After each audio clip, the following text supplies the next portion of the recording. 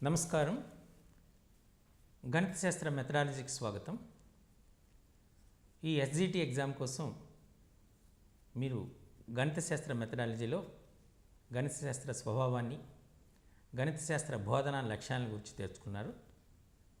ఈ శీర్షికలో గణిత శాస్త్ర బోధనా ఉద్దేశాలను గురించి మీరు నేర్చుకోబోతున్నారు. ఏదైనా ఒక పనిని మనం చేయాలంటే ఒక నిర్దిష్టమైనటువంటి ఉద్దేశ్యం అనేటువంటిది ఉండాలి.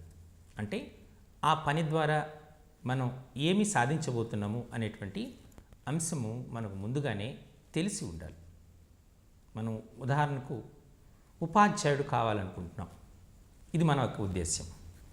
ఈ ఉద్దేశాన్ని నెరవేర్చుకోవటానికి మనం ఒక నిర్దిష్టమైనటువంటి ప్రణాళిక అనేటువంటిది అవసరం. ఆ ఉద్దేశం సాధ్యాసాధ్యాలపైన కూడా మనకు అవగాహన అనేటువంటిది ఉండటం ఎంతైనా అవసరం. సో ముందుగా మనం ఉపాధ్యాయుడు కావాలనుకుంటే ఇంటర్మీడియట్ పూర్తి చేసి తర్వాత డిఎడ్ ఎగ్జామినేషన్ రాసి డిఎడ్లో ప్రాథమిక స్థాయిలో ఉపాధ్యాయ శిక్షణను తీసుకొని గవర్నమెంట్ పెట్టేటటువంటి టీఆర్టీ ఎగ్జామ్లో ఉత్తీర్ణుడై మనము ప్రాథమిక స్థాయి ఉపాధ్యాయుడిగా ఎన్నిక కావాలి. ఈ అంశాలని మనకు తెలిసి ఉండాలి. అలా కావటానికి కావలసినటువంటి రిసోర్సెస్ని మనం సమకూర్చుకోవాలి. గణిత శాస్త్ర బోధన కూడా ఒక నిర్దిష్టమైనటువంటి పని. విద్యార్థుల యొక్క అవగాహన సామర్థ్యాన్ని, ఉపాధ్యాయుని యొక్క బోధనా సామర్థ్యం యొక్క మేలు కలయికే ఉత్తమమైనటువంటి తరగతి గది బోధన అవుతుంది. కాబట్టి గణిత శాస్త్ర బోధనా ఉద్దేశాలని మీరు ఇప్పుడు నేర్చుకోవాల్సినటువంటి ఆస్కారం ఉంది. అలాగే ఈ ఎగ్జామ్లో కూడా దీనిపైన ఎక్కువగా ప్రశ్నలు వచ్చే అవకాశం ఉంటుంది. కాబట్టి మీరు వీటిపైన శ్రద్ధ వహించవలసి ఉంటుంది. ముందుగా గణిత ఉద్దేశాల గురించి చూస్తే గణిత ఉద్దేశాలు అనేటువంటివి రెండు రకాలు. ఒకటి జనరల్ ఎయిమ్స్ అంటే సాధారణమైనటువంటి ఉద్దేశాలు ఉంటాయి. రెండోది నిర్దిష్ట ఉద్దేశాలు ఉంటాయి. అంటే సాధారణ ఉద్దేశాలు అంటే మనం ఏ పని చేయబోతున్నాము అంటే కొన్ని ఉదాహరణకి 1వ తరగతి విద్యార్థులకు మనం గణితాన్ని నేర్పాలి. వాళ్ళకి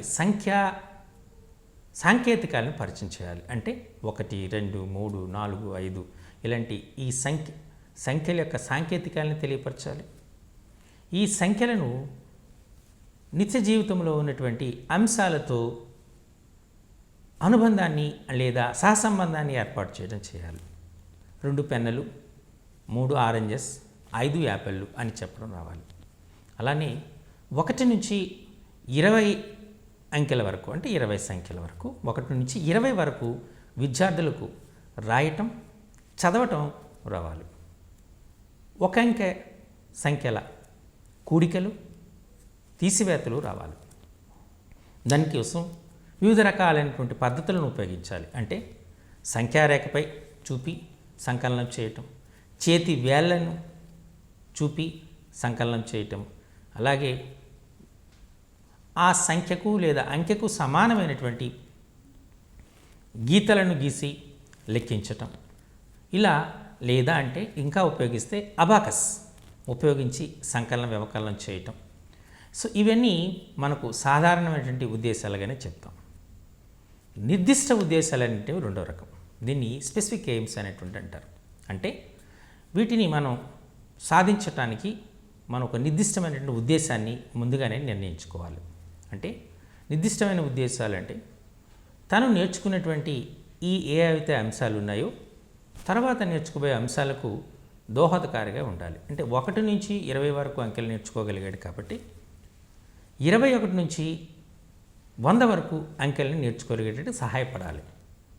11, 1, 1, 12, 1, 2, 13, 1, 3, 14, 1, 4 అని విద్యార్థి రాస్తాడు కదా. మరి అదే 21 నుండి నేర్చుకోవాలంటే 20 అంటే 2, 0 అంటున్నాం. 21 అంటే ఇది దోహదపడాలి. 2, 1, 21, 2, 2, 22 ఇలా అంటే మనము నేర్చుకున్నటువంటి విద్యార్థి నేర్చుకున్నటువంటి అంశాలు తర్వాతి తరగతిలో నేర్చుకుపోయిన అంశాలకు దోహదపడాలి. ఇవి ప్రీ రిక్విజిట్స్గా ఉపయోగపడాలి. ఇది ఒక నిర్దిష్టమైన ఉద్దేశం. అలాగే విద్యార్థి గణితం కేవలము తన పాఠ్యాంశంగానే భావించకుండా నిత్య జీవిత సంఘటనలతో అనుసంధానం ఉంటుంది అనేటువంటిది గుర్తెరగలగాలి. అలాగే గణితాన్ని కేవలం పాఠ్యాంశంగా కాకుండా ఆసక్తితో, అనురక్తితో నేర్చుకునేటటువంటి అవకాశాన్ని, వాతావరణాన్ని కల్పించగలగాలి. ఇవి చాలా నిర్దిష్టమైనటువంటి ఉద్దేశం.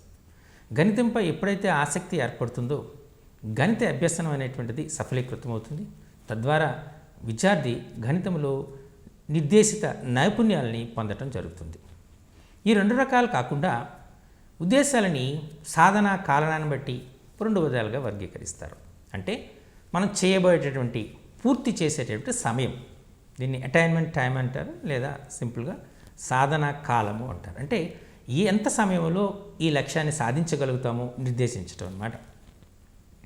తక్షణ ఉద్దేశాలు, దీన్ని ఇమీడియట్ ఎయిమ్స్ అంటారు. అలాగే దూరస్థ ఉద్దేశాలు, లాంగ్ టర్మ్ ఎయిమ్స్ అంటారు. తక్షణ ఉద్దేశాలు, దూరస్థ ఉద్దేశాలు అనేటువంటిది మనం చెప్పడం జరుగుతుంది. తక్షణ ఉద్దేశాలు, దూరస్థ ఉద్దేశాలు అనేటువంటి మనం చెప్పడంలో ఇందులో మనకు ఉపయోగపడేటువంటిది ఏంటి అంటే, తక్షణ ఉద్దేశము అంటే మనం భిన్నాన్ని రాయగలగడం.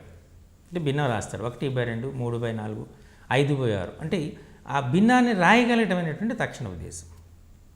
దూరస్థ ఉద్దేశం ఈ భిన్నాన్ని నిత్య జీవితంలో ఉపయోగించటం, తద్వారా తన సమస్య సాధనని చేయటం, ఇది దూరస్థ ఉద్దేశం.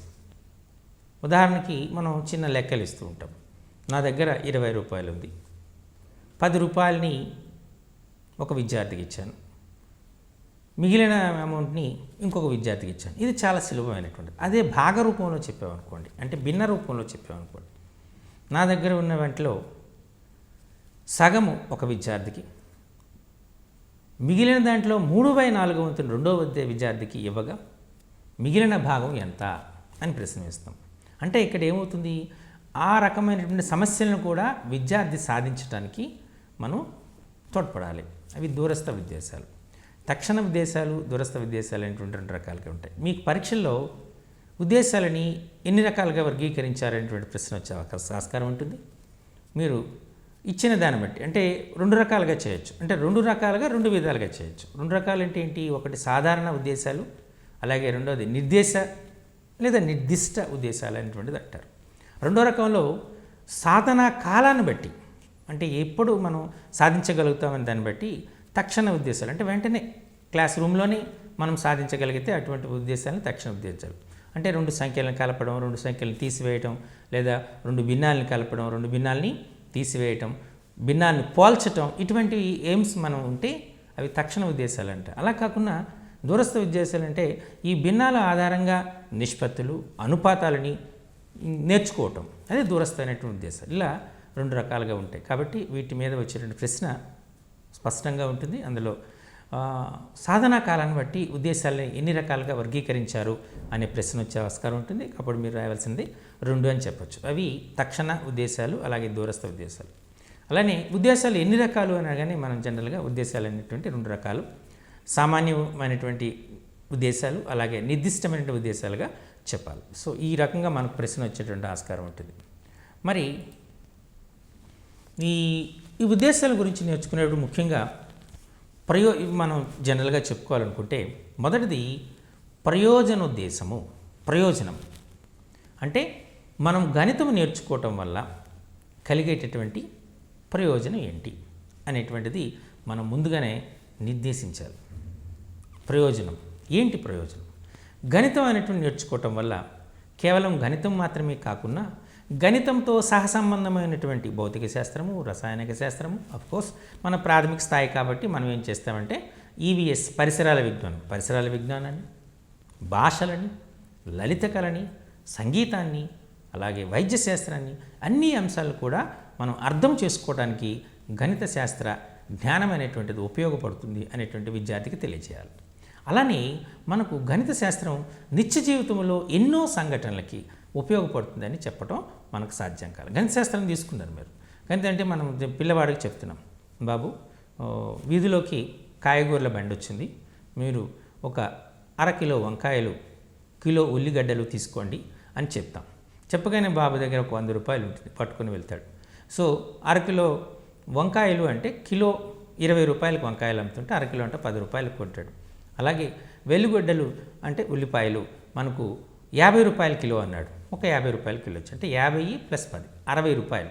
అంటే ఆ అబ్బాయి లేదా ఆ వ్యక్తి 60 రూపాయలు ఇచ్చాడు. అంటే 60 రూపాయల వస్తువులు కొన్నాడు, 100 రూపాయల నోటు కాయగూరలు అమ్మేవాడికి ఇచ్చాడు. అంటే ఎంత డబ్బు రావాలి? 40 రూపాయలు రావాలి. 40 రూపాయలు తీసుకోవాలి. అంటే ఇక్కడ మనకు నిత్య జీవితంలో తను నేర్చుకున్నటువంటి కూడికలు తీసివేతలు అనేటువంటివి ఈ రకంగా ఉపయోగపడుతున్నాయి. సో గణితం ఇక్కడ ఉపయోగం ఉంది అని తీసుకుంటాం. అలాగే ఫ్యాన్ వేస్తారు. ఫ్యాన్ రెగ్యులేటర్ ఉంటుంది. ఫ్యాన్ రెగ్యులేటర్లో 1 2 3 4 5 అని ఉంటాయి నెంబర్స్. జనరల్గా మీరు చూసే ఉంటారు. ఈ రెగ్యులేటర్లో మనం చేసే 1 నెంబర్ పెట్టేటప్పుడు, 1 పెట్టేటప్పుడు తక్కువగా గాలి వస్తుంది. 2 అంటే మరి కాస్త గాలి పెరుగుతుంది. ఎక్కువగా గాలి కావాలంటే 5 అంటే 1 2 3 4 5. వీటిలో మనకేమొస్తుంది? ఆరోహణ క్రమము. ఆరోహణ క్రమం అంటాం. 1 2 3 అంటే పెంచుకుంటూ చిన్నది నుండి పెద్దది. దీన్ని ఆరోహణ క్రమం. విద్యార్థి ఆరోహణ క్రమం నేర్చుకుంటాడు కాబట్టి ఆరోహణ అంటే చిన్న నుండి పెద్దది. అంటే మనం తక్కువ గాలి నుంచి ఎక్కువ గాలికి రావాలనేటప్పుడు 1 నుంచి 5కు రెగ్యులేటర్ను ఉపయోగించి మనం మార్చాలి. ఈ రకమైనటువంటి అక్కడ ప్రయోజనం ఉంది, ప్రయోజన ఉద్దేశం ఉంది. అలాగే అందులో నిష్పత్తి, అనుపాతం తీసుకుంటాం. మనం ఇప్పుడు టీ తయారు చేయాలి. అమ్మ ఇంట్లో టీ తయారు చేస్తుంది, లేదా టీ తయారు చేసిందే అనుకుందాం. టీ తయారు చేసేది ఏం చేస్తున్నాం మనం? ఒక హాఫ్ గ్లాస్ లేదా ఒక గ్లాసుడ్ వాటర్ వేసామనుకోండి. ఆ గ్లాసుడ్ వాటర్లో హాఫ్ గ్లాస్ మనం పాలు పోస్తాం. అలాగే ఒక 2 టీ స్పూన్ల మనకు టీ పొడి వేస్తాం. మరో ఒక స్పూను టీ స్పూను లేదా 2 టీ స్పూన్ల పంచదారని వేస్తాం, చక్కెరని వేస్తాం. అక్కడ ఒక నిర్దిష్టమైనటువంటి నిష్పత్తి ఉంటుంది. ఆ నిష్పత్తి ఉంటేనే టీ అనేటువంటిది బాగుంటుంది. ఇలా నిత్య జీవితంలో మనం ఈ అంశాలు మనం చూస్తూ ఉన్నాం. బరువడ్డీ, చక్రవడ్డీ, కాలము, దూరము, పని, సరళ రేఖలు, అంతేనా? సరళ రేఖలు, ఘన రూపంలో ఉన్నటువంటి వస్తువులు, ఇలా చాలా అంశాలు, గణిత అంశాలని మనం నిత్య జీవితంలో విరివిగా ఉపయోగించటనేటువంటి సంఘటనలు చూస్తూ ఉంటాం. గణితం నేర్చుకోవడం ఈ విధమైన ప్రయోజనం ఉంటుంది. అలాగే గణితం వివిధ అంశాలతో సహసంబంధం కలిగి ఉంటుంది కాబట్టి గణితంలో నైపుణ్యం పొందితే ఖచ్చితంగా మిగతా అంశాలలో కూడా మనం నైపుణ్యం పొందుతాము.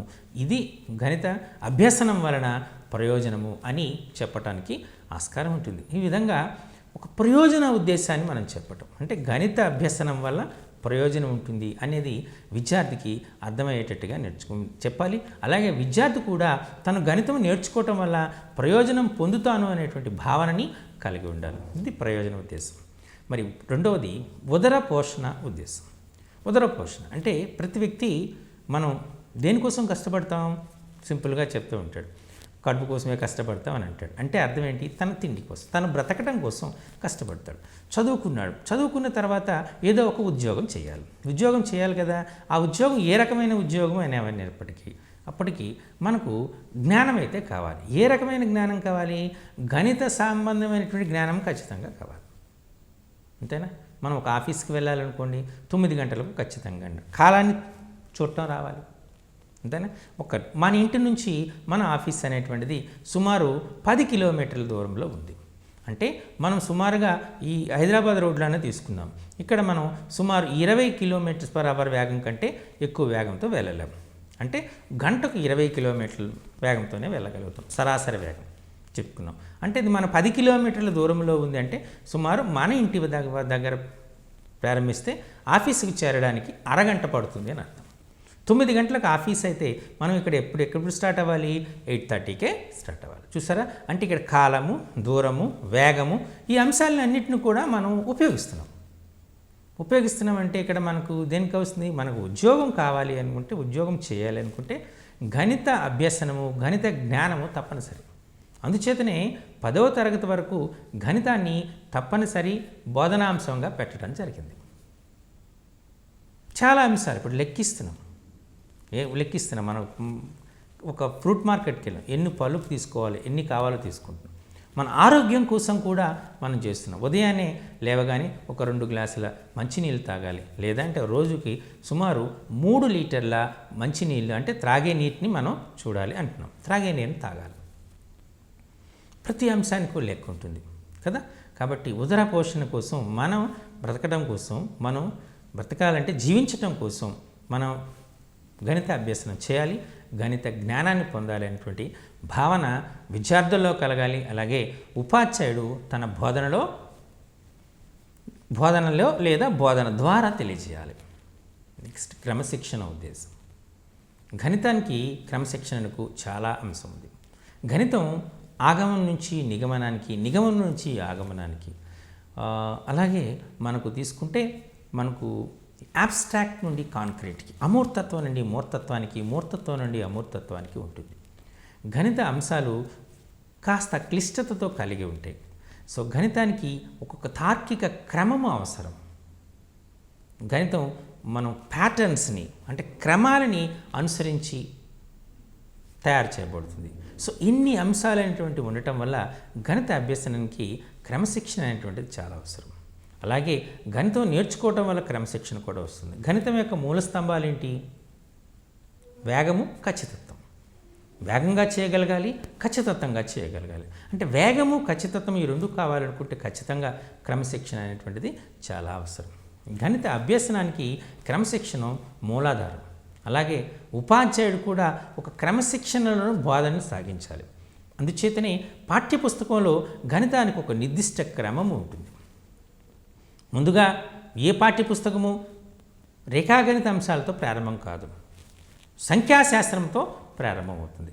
సో సంఖ్యాశాస్త్రంతో ప్రారంభమవుతుంది కాబట్టి గణితానికి మీరు చూడండి, అంటే అక్కడ మనకు క్లిష్టత తక్కువగా ఉన్నటువంటి అంశం తీసుకొని క్లిష్టత క్రమంగా పెంచుకుంటూ పోతూ విద్యార్థుల యొక్క అవగాహన సామర్థ్యానికి అనుగుణంగా స్పైరల్ సిస్టంలో మనకు టెక్స్ట్ బుక్స్ అనేటువంటివి రాయబడతాయి. అక్కడ ఒక నిర్దిష్టమైనటువంటి క్రమశిక్షణ ఉంటుంది. పాఠ్యాంశ రచనలోను, పాఠ్యాంశ ప్రజెంటేషన్లోను ఒక క్రమశిక్షణ ఉంటుంది. అలానే ఉపాధ్యాయుడు కూడా తన బోధనా వ్యూహాలను, బోధనా ఉద్దేశాలని, అలాగే బోధనా పద్ధతులను కానీ, బోధనోపకరణ సామగ్రిని కానీ దీనిలో కూడా ఒక క్రమశిక్షణలో ఉపయోగించి క్రమశిక్షణాయుతమైనటువంటి పద్ధతిలో బోధనను సాగించవలసి ఉంటుంది. కాబట్టి క్రమశిక్షణ అనేటువంటిది ఒక ముఖ్యమైనటువంటి బోధనా ఉద్దేశంగా మనం చెప్పచ్చు. అలాగే వృత్తి సంబంధమైనటువంటి ఉద్దేశం.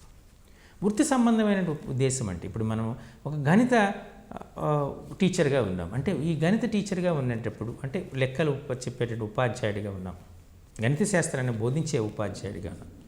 మనకు ఈ గణిత శాస్త్రం యొక్క చరిత్ర, దానికి సంబంధించినటువంటి అంశాలు, వీటన్నిటిపైన కూలంకుషమైనటువంటి పరిపూర్ణమైనటువంటి విషయ పరిజ్ఞానాన్ని మనం కలిగి ఉండాలి. వృత్తి సంబంధం మనం గణితాన్ని నేర్చుకోవటం వల్ల నిర్దిష్టమైన ఉద్యోగాలు వస్తాయి. మీరు ఇప్పుడు సర్వేయింగ్ ఉంది, అదొక వృత్తి. దానికి సర్వేయింగ్ అనేటువంటిది ఖచ్చితంగా తెలియాలి, అది గణిత శాస్త్రంలో ఒక భాగం. అలాగే మనం ఆడిటర్స్ ఉంటారు. ఈ ఆడిటర్స్ని తీసుకుంటే సాంఖ్యక శాస్త్రం సంబంధించినటువంటి అంశం. ఈ సాంఖ్యక శాస్త్రం పైన ఖచ్చితంగా అవగాహన ఉండాలి. అలాగే ఇంజనీరింగ్ నేర్చుకుంటున్నారు, ఇంజనీరింగ్ చేస్తున్నారు. ఇంజనీరింగ్లో మనకు ఈ ఆర్కిటెక్చర్ అనేటువంటి దాన్ని తీసుకున్నారు. అందులో మనకు ఈ ట్రిగనామెట్రీ సంబంధించినటువంటి అంశం అనేటువంటి చాలా అవసరం. ఇలా మనకు వృత్తి సంబంధమైనటువంటి అంశాలను గణితమే మనకు అందజేస్తుంది. కాబట్టి ఈ వృత్తి సంబంధమైనటువంటి ఉద్దేశంగా మనం చెప్పటం జరుగుతుంది. ఓకే, ఇప్పుడు మరి ఇవే కాకుండా మరికొన్ని ఉద్దేశాలు ఉన్నాయని నేర్చుకోబోతున్నాం. దానిని జ్ఞానోద్దేశము అంటారు.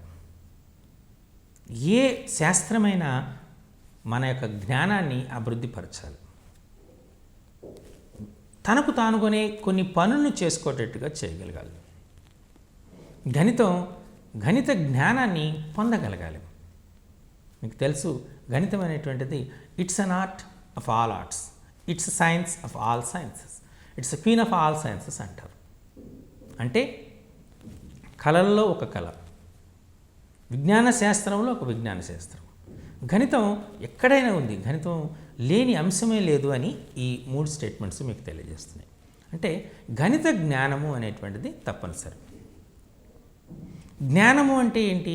మీకు ఆల్రెడీ నేర్చుకున్నారు లక్ష్యాలు. జ్ఞానము అనేటంటే ఒక అంశం గురించి సవివరమైనటువంటి వివరణ ఇవ్వగలగటం, పోల్చటం, ఆ నేర్చుకున్న అంశాన్ని నిత్య జీవితంలో వినియోగించుకోవటం, అన్వయించుకోవటం, సాంకేతిక పరిభాషలో చెప్పటం, తన నేర్చుకునే అంశాన్ని వేరే అంశం నేర్చుకోవటానికి దోహదపడటం, ఈ అన్ని అంశాలు కూడా జ్ఞానంలోనికే వస్తాయి. ఈ గణిత అభ్యసనం ద్వారా మన యొక్క జ్ఞానం అనేది అభివృద్ధి పడాలి. అలాగే గణిత బోధన ద్వారా ఉపాధ్యాయుడు విద్యార్థులకు నిర్దిష్టమైనటువంటి ఆవశ్యకమైనటువంటి జ్ఞానాన్ని పెంపొందించాలి. ఇది జ్ఞాన ఉద్దేశం. నెక్స్ట్ శీల ఉద్దేశం. శీల ఉద్దేశం అంటే మీరు తీసుకున్నట్టు శీలము అంటే క్యారెక్టర్ అంటారు. ఒక వ్యక్తి పరిపూర్ణమైనటువంటి విద్యార్థి కావాలి అనుకుంటే ఆయనకు సరి అయినటువంటి అభిరుచులు, ఆసక్తులు, అనురక్తులు అనేటువంటివి ఉండాలి. తన సంస్కృతి పట్ల గౌరవం కలిగి ఉండాలి. ఆచార వ్యవహారాల్లో నిబద్ధతను కలిగి ఉండాలి.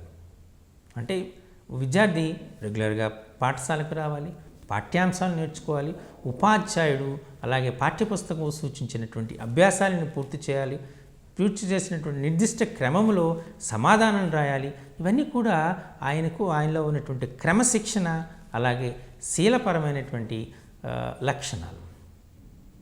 సహకారం. ఇప్పుడు మనం టెక్స్ట్ బుక్స్లో ఇవి చేయండి, ప్రయత్నించండి, ఆలోచించి చర్చించి రాయండి అనేటువంటి ఒక నిర్మాణాత్మక ప్రశ్నలను మనం ఏర్పాటు చేయడం కన్స్ట్రక్టివ్ క్వశ్చన్స్ అంటారు.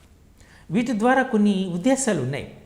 డూ దిస్ అంటే పిల్లవాడు నేరుగానే ఉపాధ్యాయుని యొక్క సహకారం లేకుండానే పాఠ్యాంశం విన్న తర్వాత సమాధానం రాయగలగాలి. దీన్ని మనం ఏం చేస్తున్నాము, డూ దిస్ ఇవి చేయండి అంటున్నాం.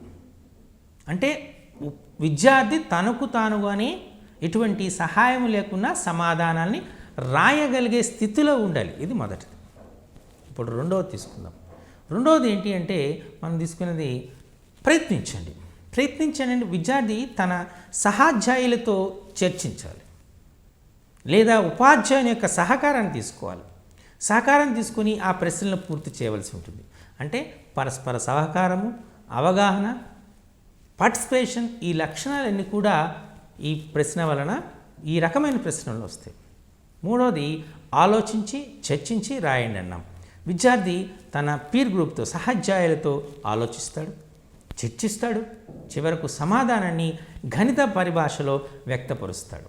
అంటే విద్యార్థుల్లో ఉన్నటువంటి సృజనాత్మకత, సౌందర్యాత్మకత, అలాగే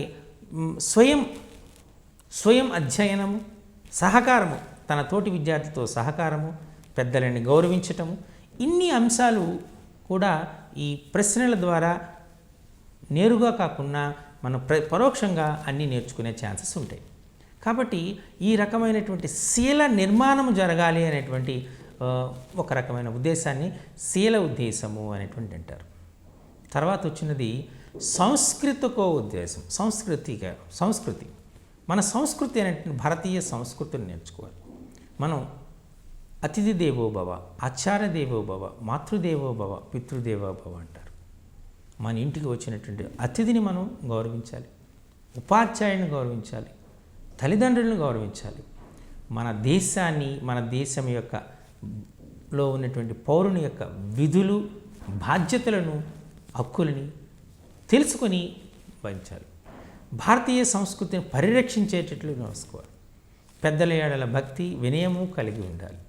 విద్యాభ్యాసం పట్ల మక్కువ, ఆసక్తిని కలిగి ఉండాలి. ఇది భారతీయ సంస్కృతి. ఈ సంస్కృతి విద్యార్థుల్లో పెరిగేటట్లుగా మనం కృషి చేయాలి. మన బోధనా అంశాలు కూడా అందుకు తగ్గట్టుగానే ఉండాలి. పాఠ్యపుస్తకాల సహకారం కూడా ఉండాలి. ఈ రకమైనటువంటి సంస్కృతి ఇప్పుడు మన అందుచేతనే మన సంస్కృతిని అభివృద్ధిపరచాలి. సంస్కృతి పైన వాళ్ళకు నిర్దేశమైనటువంటి అభిప్రాయం ఉండాలని కళలు, ఆర్ట్స్ అండ్ క్రాఫ్ట్స్ అన్నాం. కళలు, సాహిత్యము, సంస్కృతి, వీటిపైన మనం ఒక కోకరిక్యులర్ సహపాఠ్యాంశంగా కూడా మన పాఠ్యపుస్తకాల్లో ఇవ్వబడింది. అలాగే మనకు సహాయపడటం, పక్క వాళ్ళకి సహాయపడటం. మన మదర్ తెరీసా గారు అన్నట్లు ప్రార్థించే పెదవుల కంటే సహాయం చేసే చేతులు మిన్న అనేటువంటి అంటారు. అలానే మనం ఓనింగ్, మన స్కూల్లో ఉన్నటువంటి విద్యార్థులు ఇది మనది, నా అనేటువంటి తత్వం నుంచి మన అనేటువంటి విశాల దృక్పథానికి విద్యార్థిని నడిపించగలగాలి. That's a owning. నా బడి, నా గ్రామం, నా రాష్ట్రము, నా దేశము అనే కన్నా మన దేశము, మన రాష్ట్రము, మన బడి, మన పాఠశాల అనేటువంటి అనేటువంటి విస్తృతార్థము కలిగినటువంటి సంస్కృతి విద్యార్థుల్లో అభివృద్ధి పడాలి. అంటే ఇది చాలా క్లిష్టమైనటువంటి అంశము, కానీ ఉపాధ్యాయుడు సున్నితమైనటువంటి అంశం. భారతదేశం అనేటువంటి వివిధ మతాలు, కులాలు, భాషలు, అభిరుచులు, భిన్నత్వంలో ఏకత్వం కలిగినటువంటి దేశం మనది. అన్ని సంస్కృతులకి మనం గౌరవించాలి.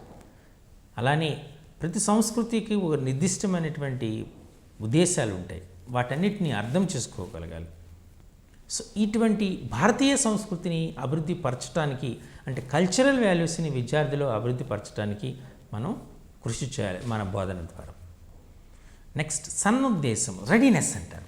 రెడీనెస్ అంటే విద్యార్థి తన అభ్యసనాన్ని నేర్చుకున్నాడు. ఉపాధ్యాయుడు నేరుగా పాఠ్యాంశంలో వెళ్లకుండా ఆ పాఠ్యాంశానికి సంబంధించినటువంటి చారిత్రక అంశాలు కానీ లేదా మనకు ఇంట్రెస్టింగ్ ఆసక్తి కలిగినటువంటి అంశాలను కానీ విద్యార్థులకు తెలియచేయాలి. విద్యార్థి ఆ పాఠ్యాంశ అభ్యసనకు సన్నద్ధమయ్యేటట్లు ప్రయత్నం చేయాలి. మనం ఏదైనా ఒక ప్రోగ్రాం చేయాలనుకోండి, అప్పుడు ఏం చేస్తాం, ముందు మనం మానసికంగా ఆ పనిని చేయటానికి సన్నద్ధం కావాలి. అప్పుడే మనం ఆ పనిని చేయగలుగుతాం. అలానే అభ్యసనము అనేటువంటిది కూడా ఒక మానసిక ప్రక్రియ. ఈ మానసిక ప్రక్రియ ఖచ్చితంగా జరగాలి అనుకుంటే విద్యార్థిని మనం ఈ పాఠ్యాంశ అభ్యసనం పట్ల ఆసక్తిని, అనురక్తిని కలిగేటట్టుగా ఆయనని సన్నద్ధం చేయాలి. అంటే ఏ రకమైన చేయాలి? బ్రెయిన్ స్టార్మింగ్ ద్వారా కానీ, లేక యాక్టివిటీస్ దగ్గర కానీ, ఇండివిజువల్ యాక్టివిటీస్ దగ్గర కానీ, గ్రూప్ యాక్టివిటీస్ ద్వారా కానీ, ఇటువంటి కొన్ని బోధనా వ్యూహాలను ఉపయోగించి మనం విద్యార్థిని సన్నద్ధం చేయాలి. సామాజిక అంశాలని, నిత్య జీవితంలో జరిగే సంఘటనల్ని గుర్తు చేస్తూ, వాటిని తెలియజేస్తూ మనం విద్యార్థికి దీనిపైన ఆసక్తిని కలిగేటట్లు చేయాలి. అప్పుడే విద్యార్థి తాను నేర్చుకోవటానికి ప్రయత్నం చేస్తాడు. సో ఇది రెడీనెస్ ఎయిమ్ అంటారు, అంటే సన్నద్ధత అంటారు. సన్నద్ధత అంటే విద్యార్థి నేర్చుకోవటానికి సన్నద్ధుడై ఉండాలి. తర్వాత వచ్చినటువంటిది స్వయం అధ్యయనోద్దేశం. అంటే స్వయంగా విద్యార్థి తనకు తానుగానే నేర్చుకోవడం చేయాలి. ఒక విద్యార్థికి ఏ అంశం పట్లైనా ఆసక్తి ఉంది అనేటువంటిది మీరు ఎప్పుడు చెప్పగలుగుతారు అంటే, ఆ విద్యార్థి ఉపాధ్యాయుల సమక్షంలో కానీ, తల్లిదండ్రుల సమక్షంలో కానీ చేయటం కాకుండా తనకు తానుగానే ఎవరి యొక్క ప్రమేయం లేకున్నా ఒక అంశాన్ని నేర్చుకోవడానికి సన్నద్ధత చూపుతున్నాడు లేదా ప్రయత్నిస్తున్నాడు అంటే ఖచ్చితంగా ఆ విద్యార్థి ఆ అంశం పైన అభిరుచిని కలిగి ఉన్నాడు అనేటువంటిది మనం చెప్పొచ్చు. అంతేనా?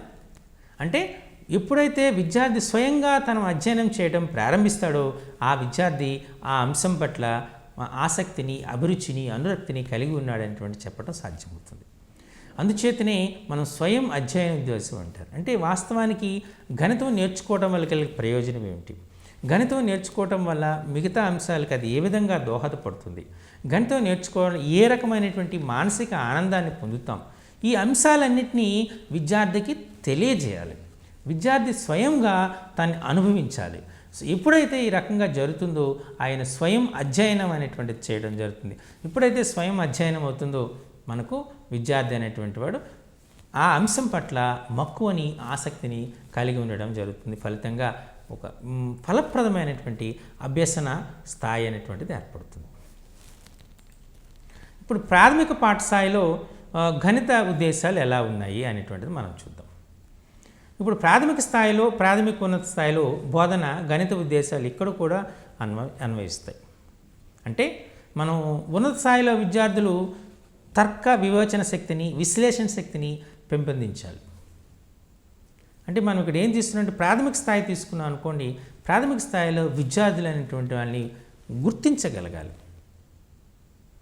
గుర్తించాలి, పోల్చగలిగి వాటిలో ఉన్నటువంటి వ్యత్యాసాలని చెప్పగలగాలి. వాటి మధ్య ఉన్నటువంటి సిమిలారిటీస్ని, అలాగే ఆ రెండింటి మధ్య ఉన్నటువంటి వ్యత్యాసాలని విద్యార్థి చెప్పగలగాలి. అంటే తన వివేచన శక్తిని ఉపయోగించగలగాలి. అలాగే విద్యార్థుల్లో తర్కం అంటే తార్కికమైనటువంటి శక్తిని లేదా నైపుణ్యాన్ని పెంపొందించగలగాలి. విశ్లేషణ శక్తితో పాటు వివేచన శక్తిని ఉపయోగించాలి. అంటే ఈ ప్రాథమిక స్థాయిలో ఉన్నటువంటి అన్నిలో గణిత బోధన ముఖ్యంగా 3 అంశాలపైన ఆధారపడి ఉంటుంది. అంటే అవి పెంపొందించాలి. ఒకటి, విశ్లేషణ శక్తిని పెంపొందించాలి. విశ్లేషణ చేయాలి. ఏది పెద్దది, ఏది చిన్నది, ఏది పొడవైనది, ఏది పొట్టిది, ఏది బరువైనది కాదు, తేలిక అయినటువంటిది. అలాగే ఈ అంశం అనేటువంటిది విద్యార్థులకి తెలియజేయాలి. అలాగే మనం ఆ రెండిటి మధ్య ఉన్నటువంటి సారూప్యతలని, 2 వస్తువుల మధ్య ఉన్నటువంటి సారూప్యతల్ని, 2 వస్తువుల మధ్య ఉన్నటువంటి అంటే 2 వస్తువులు అవ్వచ్చు, 2 అంశాలు అవ్వచ్చు, 2 వస్తువుల మధ్య ఉన్నటువంటి సారూప్యతని లేదా 2 అంశాల మధ్య ఉన్నటువంటి సారూప్యతని, 2 అంశాల మధ్య ఉన్నటువంటి భేదాలని, పోలికలని, తేడాలని చెప్పగలగాలి. ఈ రకమైన విశ్లేషణ శక్తి విద్యార్థుల్లో రావాలి. అలాగే వివేచన శక్తి కూడా విద్యార్థుల్లో రావాలి. వివేచన శక్తి అనేటువంటి అంటే సమయానుకూలముగా ఒక ఆలోచన దృక్పథం అనేటువంటిది కలిగి ఉండాలి. ఈ క్రింది ప్రశ్నలో ఏది సరి అయినది, ఈ క్రింది వాక్యాలు సత్యమా అసత్యమా వంటి ప్రశ్నలు ఇచ్చేటప్పుడు విద్యార్థి తన వివేచన శక్తి ద్వారా ఇది సరి అయినది, ఇది సరి అయినది కాదు, ఈ వాక్యము సత్యము, ఈ వాక్యము అసత్యము అనేటువంటి చెప్పేటటువంటి వివేచన శక్తిని విద్యార్థుల్లో పెంపొందించాలి. అలాగే తార్కికతను, ఇలా ఎందుకు జరిగింది, దీనికి గల కారణాలు ఏమిటి. మనం కారణాంకము, గుణకము అంటాం. కారణాంకం అంటే ఏమిటి, గుణకం అంటే ఏమిటి? కారణాంకాల సమితి మనం తీసుకున్నాం.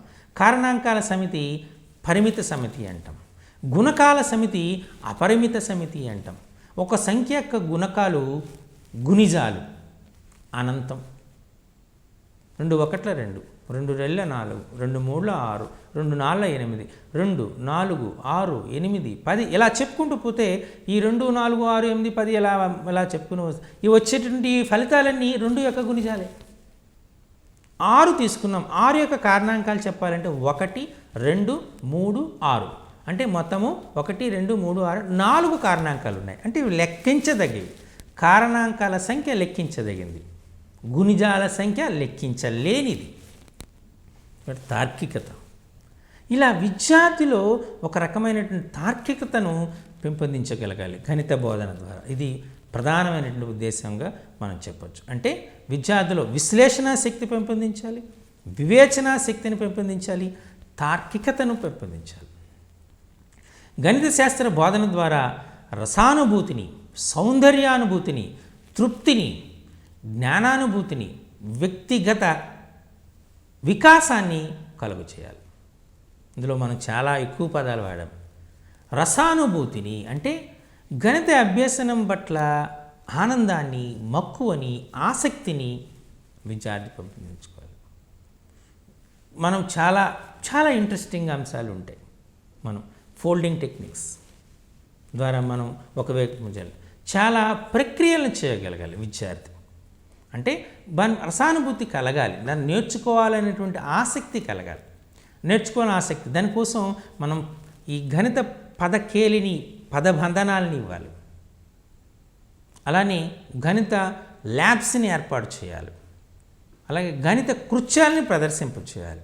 విద్యార్థి తన ఎంతో ఆసక్తితో ఆ గణిత కృత్యాలని ప్రదర్శింపగలగాలి. అంకెల మధ్యలో ఉన్నటువంటి గొప్ప లక్షణాన్ని విద్యార్థులు గుర్తించగలగాలి. ఇప్పుడు 9వ ఎక్కం ఉంది. 9 1 9, 9 2 18, 9 3 27, 9 4 36. ఇలా ఈ ఎక్కములో వచ్చినటువంటి ఫలితంలో అంకెలను కూడితే వచ్చే విలువ అంతా 9 అవుతుంది. 9 1 9, 9, 9 2 18, 1 + 8 9, 9 3 27, 2 + 7 9, 9 4 36, 3 + 6 9. చూసారా? అంటే ఆ రసానుభూతి, ఓహో అంటే ఈ అంకెలలో 9 యొక్క గుణిజాల్లోని అంకెల మొత్తం 9 అవుతుంది లేదా 9 గుణిజం అవుతుంది అనేటువంటి అలా దాగి ఉన్నటువంటి లక్షణాన్ని గుర్తించాలి. ఈ సందర్భంగా మీకు ఒక అంశం తెలియజేస్తున్నాను. ఒక శ్రీనివాస రామానుజన్ గారి గురించి మీరందరూ వినే ఉంటారు. శ్రీనివాస రామానుజన్ గారు ఏం చెప్పారు అంటే, శ్రీనివాస రామానుజన్ గారు మీకు ఎంతమంది ఫ్రెండ్స్ అనేటువంటి శ్రీనివాస రామానుజన్ గారిని అడిగారంట. అప్పుడు శ్రీనివాస రామానుజన్ గారు అన్నారు, నాకు ఏ విధంగా ఫ్రెండ్స్ అనేటువంటి వారు పూర్తిగా లేరు, దానికి నేను ఏమి చేయలేను అంటూ తన నిరాసక్తతను తెలియజేశాడు. అప్పుడు ఆయన ప్రశ్న అడిగే వ్యక్తి, జనరల్గా ఎవరికైనా స్నేహితులు ఉంటారు కదండి, మరి మీకు స్నేహితులు ఉండకపోవడానికి కారణం ఏమైనా చెప్పగలుగుతారా అని అడిగారంట. అప్పుడు ఆయన చెప్పిన ఏంటంటే, మీకు 220, 284 సంఖ్యల గురించి తెలుసా అని అడిగారు. 220 యొక్క కారణాంకాలని అన్నిటినీ రాసి వాటిని కూడితే 284 వస్తుంది. 284 యొక్క కారణాంకాలన్నింటినీ కూడితే 220 వస్తుంది. అంటే 220, 284ని చేయాలి. దీని అర్థం ఏంటి అంటే, ఒక వ్యక్తి తనకు స్నేహితుడిగా ఉండాలి అంటే ఆ స్నేహితుడి యొక్క అభిరుచులు, ఆసక్తులు అన్నింటినీ కూడా నాకు తెలిసి ఉండాలి. అలాగే వేరే వ్యక్తికి నేను ఆ స్నేహితుడిగా ఉండాలి అంటే నా యొక్క అభిరుచులు, ఆసక్తులు అన్నింటినీ కూడా ఆ వ్యక్తికి తెలుసుంది. ఇలా పరస్పరం ఒకరికొకరు అవగాహన కలిగి ఉన్నప్పుడే ఫ్రెండ్స్ అవుతాము. కాబట్టి మేము ఫ్రెండ్స్ అవ్వాలంటే నాకు గురించి పూర్తిగా తెలిసిన వ్యక్తి నాకు దొరకాలి, నేను ఆయనకు పూర్తిగా తెలిసి ఉండాలి అనేటువంటి చూసారా, గణితాన్ని నిత్య జీవితంలో ఉన్నటువంటి ఒక అంశమైనటువంటి స్నేహము అనే ధర్మంతో మనకు ముడిపట్టి ఈ విధమైనటువంటి రసానుభూతిని కలిగి ఉండాలి. అలా ఎప్పుడైతే రసానుభూతిని కలిగి ఉంటారో అప్పుడు ఆ రసానుభూతిని పెంపొందించాలి. అలాగే సౌందర్యానుభూతిని, సృష్టిలో చాలా అందమైనటువంటి కట్టడాలు ఉన్నాయి. అలాగే మనం రకరకాల ప్యాటర్న్లు తయారు చేస్తున్నాం. ఈ ప్యాటర్న్లని యొక్క క్రమం ద్వారా మనం గణితాన్ని అభివృద్ధి పరుస్తున్నాం. సో మనం మ్యాజిక్ స్క్వేర్ చేస్తున్నాం, మ్యాజిక్ ట్రయాంగిల్స్ చేస్తున్నాము, అంతేనా. గోల్డెన్ రేషియోస్ ద్వారా వివిధ రకాలైనటువంటి అద్భుతమైన కట్టడాన్ని మనం పరిశీలిస్తున్నాము, గోల్డెన్ ట్రయాంగిల్స్ చేస్తున్నాం. ఇలా గణితంలో చాలా అద్భుతమైనటువంటి ప్రక్రియలు అనేటువంటివి ఉన్నాయి. ఈ ప్రక్రియలన్నింటినీ గురించి తెలుసుకుని అందులో దాగి ఉన్నటువంటి ఎస్థెటిక్ సెన్స్, సౌందర్యానుభూతిని విద్యార్థిలో పెంపొందించగలగాలి, తృప్తిని పెంపొందించగలగాలి. తను ఈరోజు ఈ గణిత అంశాలను నేర్చుకోవటం వల్ల నాకు ఈ విధమైన ప్రయోజనం కలిగింది, నేను ఈ రకమైనటువంటి మానసిక ఆనందాన్ని పొందాను, ఈరోజు ఈ అంశాన్ని చేయగలిగాను, ఈరోజు కూడికలు చేయగలిగాను, నాకు ఏ కూడిక ఇచ్చినా నేను చేయగలను అనేటువంటి తృప్తి విద్యార్థుల్లో కలగాలి, అంతేనా. సో అలానే ఈ అంశమైన గణితంలోని ఏ అంశమైనా సులభంగా చేయగలుగుతున్నాను అనేటువంటి మానసిక ఆనందాన్ని విద్యార్థి పొందగలగాలి. జ్ఞానానుభూతి, ఈ జ్ఞానానుభూతి అంటే విద్యార్థి తన లెక్కలు మంచిగా చేయగలుగుతాను, కూడికలు తీసివేతలు చేయగలుగుతాను, మల్టిప్లికేషన్స్ గుణకారాలు కూడా చేయగలుగుతాను, భిన్న రూపంలో ఉన్న దశాంశ రూపంలో మార్చగలుగుతాను, దశాంశ రూపంలో ఉన్నది భిన్న రూపంలో మార్చగలుగుతాను, భిన్నాల కూడికను తీసివేతని చతుర్విధ ప్రక్రియలను చేయగలుగుతాను. సో ఇలా ఏ అంశమైనా నేను సులభంగా అతి తక్కువ సమయంలో నేర్పరితనంతో చేయగలుగుతాను అనేటువంటి జ్ఞానానుభూతిని విద్యార్థి పొందగలగాలి. వ్యక్తిగత వికాసాన్ని కలుగచేయటం అంటే తను నేర్చుకున్నటువంటి అంశాల ద్వారా విద్యార్థి యొక్క వ్యక్తిగత వికాసం కలిగేటట్టుగా తను ఇంప్రూవ్మెంట్ అయినటువంటి అన్ని రకాలుగా, అంటే మనం ఎప్పుడైతే నేను గణితాన్ని నేర్చుకుంటాడో అతను వివేచన శక్తిని కలిగి ఉంటాడు, ఆలోచన శక్తిని కలిగి ఉంటాడు, విశ్లేషణ శక్తిని కలిగి ఉంటాడు, తార్కిక జ్ఞానాన్ని కలిగి ఉంటాడు, రసానుభూతిని పొందుతాడు, వివిధ మానసిక ఆనందాన్ని పొందుతాడు, తృప్తిని పొందుతాడు, సౌందర్యానుభూతిని పొందుతాడు, రసానుభూతిని పొందుతాడు. ఇన్ని అంశాలని పొందటం వల్ల అతని యొక్క వ్యక్తిగత వికాసం అనేటువంటిది కలుగుతుంది. సో వ్యక్తిగత వికాసాన్ని కలుగు చేయటం అనేటువంటిది గణిత బోధన ఒక ఉద్దేశం. గణిత శాస్త్ర నైపుణ్యాలని, దృక్పథాలని విద్యార్థి నిత్య జీవితంలో ఉపయోగించే విధంగా చూడాలి. గణిత శాస్త్ర నైపుణ్యాలు అంటే మనం గణిత శాస్త్ర పొడవు, ఏదైనా ఒక వస్తువు ఒక పొడవుని కొలవటం, వెడల్పుని కొలవటం, లోతుని కొలవటం, అది ఆ వస్తువు ఆక్రమించేటువంటి స్థల వైశాల్యాన్ని కనుక్కోవటం, ఏదైనా ఒక పాత్రలో ఉంచబడినటువంటి ద్రవ పదార్థము లేదా ఘన పదార్థం యొక్క ఘన పరిమాణాన్ని కనుక్కోవటం, అలాగే అంకెలను సంఖ్యలను పోల్చటం, ఆదాయము వ్యయాలని లెక్క కట్టడం, ఇలా విద్యార్థి గణిత శాస్త్ర నైపుణ్యాలని అభివృద్ధిపరచాలి.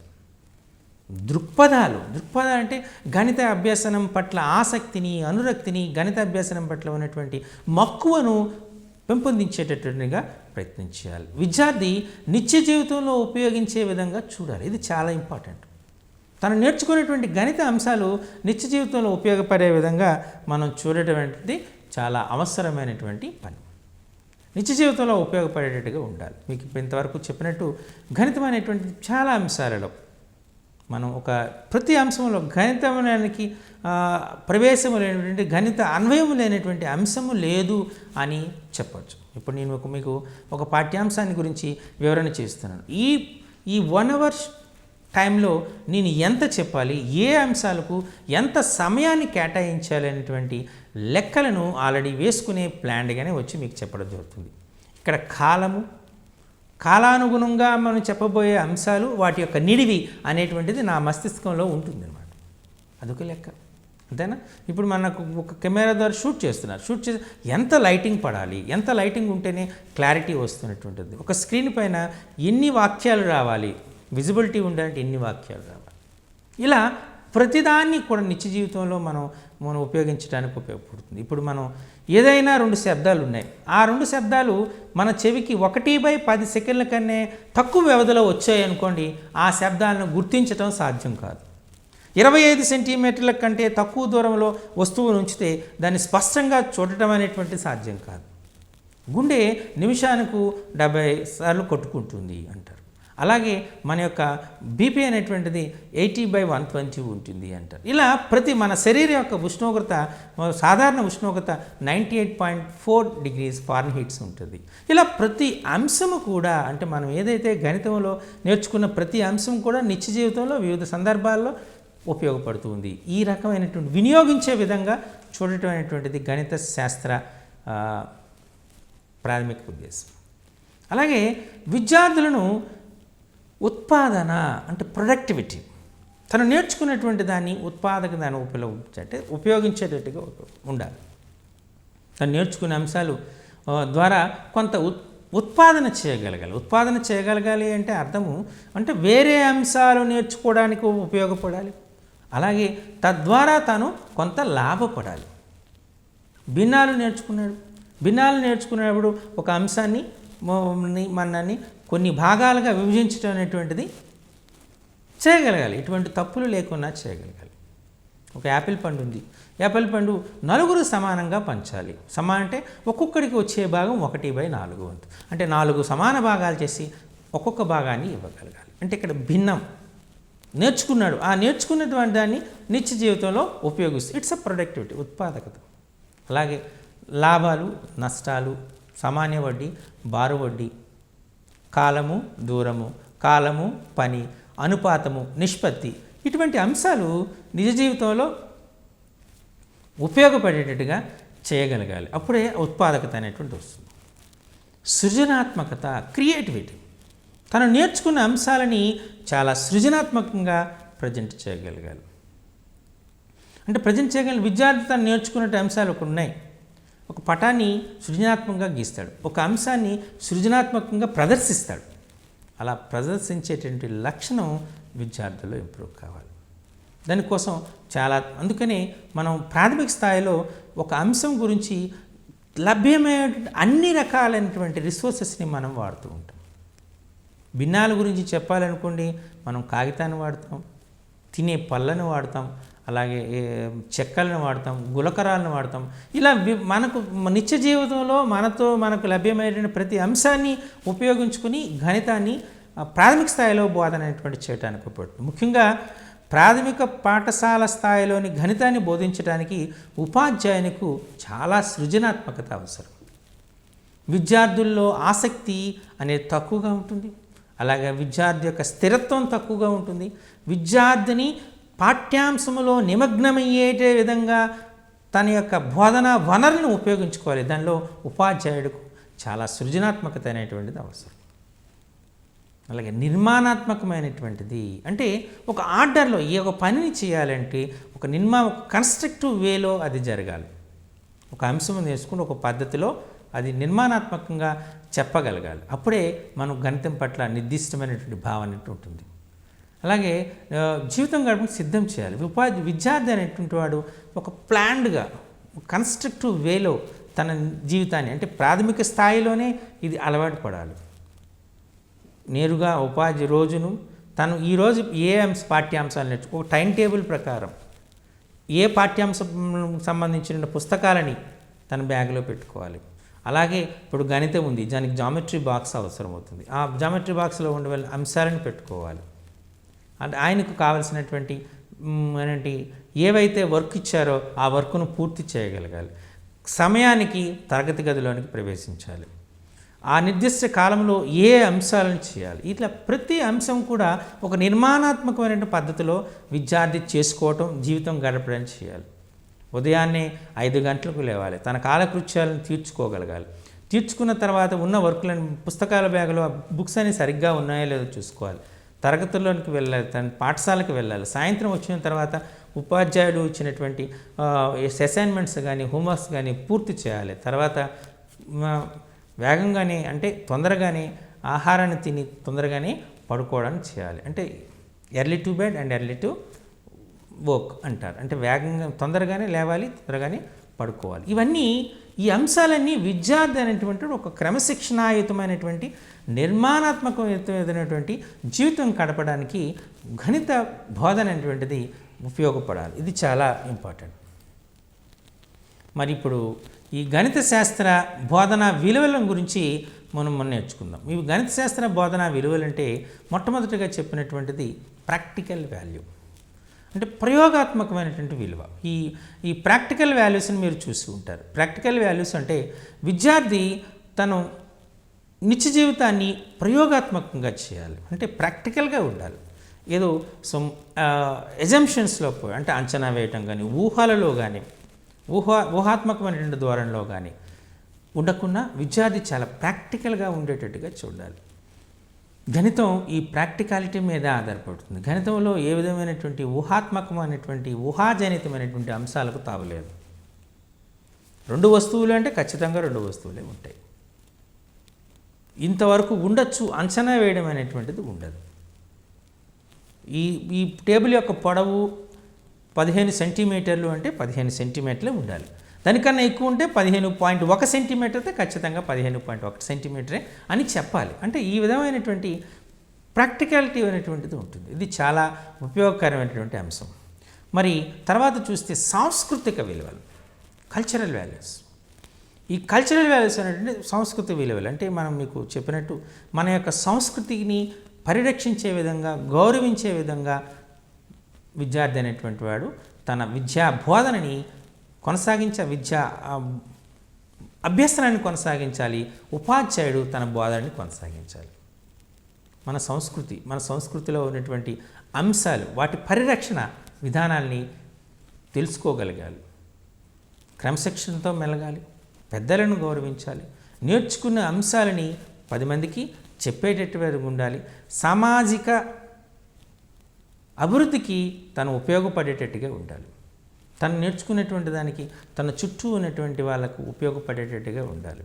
ఈ విధమైనటువంటి సాంస్కృతిక విలువలు, అలానే కుల మత లింగ భేదం లేకుండా అందరూ సమానులే అనేటువంటి భావన కలిగి ఉండాలి. ఈ రకమైనటువంటి సాంస్కృతిక విలువల్ని ఈ గణిత శాస్త్ర బోధన, అందుకనే ఎందుచేత అంటే గణిత శాస్త్రంలో చాలా అంశాలు ఉన్నాయి. సంఖ్యాశాస్త్రం ఉంది, అంకగణితం ఉంది, బీజగణితం ఉంది, రేఖాగణితం ఉంది, వైశ్లేషిక రేఖాగణితం ఉంది, సాంఖ్యక శాస్త్రం ఉంది. ఇలా చాలా అంశాలు ఉన్నాయి. ఎన్ని అంశాలు ఉన్నప్పటికీ అన్నింటినీ మనం ఒకే రకంగా చూస్తున్నాం. అన్నిటినీ ఒకే ప్రాధాన్యతతో మనం చెప్పడం జరుగుతుంది. అంటే ఎన్ని మతాలున్నా, ఎన్ని కులాలున్నా, ఎన్ని జాతులున్నా, ఎన్ని భాషలున్నా అన్నింటినీ సమాన విలువలతో చూడాలి అనేటువంటి భావన వివిధ గణిత అంశాలు ఉన్నప్పటికీ కూడా అన్నీ కూడా గణిత శాస్త్రంలో భాగాలే. వాటిని ఒకే రకంగా మనం గౌరవించాలి, ఒకే రకంగా నేర్చుకోవాలి అనేటువంటి భావన. అంటే ఈ రకమైనటువంటి సాంస్కృతికమైనటువంటి భావన తన విద్యార్థికి తన బోధన ద్వారా, గణిత శాస్త్ర బోధన ద్వారా పెంపొందించాలి. క్రమశిక్షణ విలువలు. ఈ క్రమశిక్షణ అనేది ముఖ్యం. ఇంతకుముందు చెప్పినట్టు గణితానికి వేగము, ఖచ్చితత్వం అనేటువంటి 2 మూల స్తంభాలు. గణితం ద్వారా క్రమశిక్షణ నేర్చుకోవాలి. క్రమశిక్షణ లేని విద్యార్థికి గణిత అభ్యసనం సాధ్యం కాదు. అలాగే క్రమశిక్షణ లేని ఉపాధ్యాయునికి గణిత శాస్త్ర బోధన కూడా సాధ్యం కాదు. చాలా అంశాలు ఉంటాయి. మనం ఇప్పుడు ఒక అకాడమిక్ ఇయర్లో తీసుకుంటే చాలా అంశాలు ఉంటాయి. ఆ అంశాలలో ఉప అంశాలు చాలా ఉంటాయి. చాలా కృత్యాలు ప్రదర్శించవలసి ఉంటుంది. అలాగే కృత్యాలని ఎగ్జిబిట్ చేయవలసి ఉంటుంది. అలాగే కృత్య ఆధారిత బోధన కొనసాగించవలసి ఉంటుంది. అలాగే దాని బోధనకు కావలసినటువంటి బోధనోపకరణ సామగ్రిని సమకూర్చుకోవాల్సి ఉంటుంది. విద్యార్థులకు చాలా అసైన్మెంట్స్ని, హోంవర్క్స్ని ఇవ్వవలసి ఉంటుంది. ఇవన్నీ చేయడానికి ఒక నిర్దిష్టమైనటువంటి ప్రణాళిక అవసరం ఉంటుంది. ఆ ప్రణాళిక ఆధారంగా నిర్దిష్ట కాల వ్యవధిలోనే పూర్తి చేయవలసి ఉంటుంది. అలా ఒక నిర్దిష్టమైన కాల వ్యవధిలో పూర్తి చేసి నిర్దిష్ట ప్రణాళిక ద్వారా సాధించడాన్ని మనం సింపుల్గా క్రమశిక్షణ అంటాం. ప్రతిరోజు పాఠశాలలకు వెళ్ళాలి, పాఠ్యాంశాలు నేర్చుకోవాలి, నేర్చుకున్న అంశాలను పునశ్చరణ చేయాలి. ఇలా ఈ అన్నిటినీ ఒక పద్ధతిలో చేయడాన్ని మనం క్రమశిక్షణ విలువలు అంటాం. అలానే ఈ క్రమశిక్షణ విలువలతో ఇంటలెక్చువల్ విలువలు, మేధా సంబంధిత విలువలు అంటారు. ఈ మేధా సంబంధిత విలువల ద్వారా మనం నేర్చుకున్నటువంటి అంశాలని మిగతా అంశాలను నేర్చుకోవడంలో దోహదపడాలి.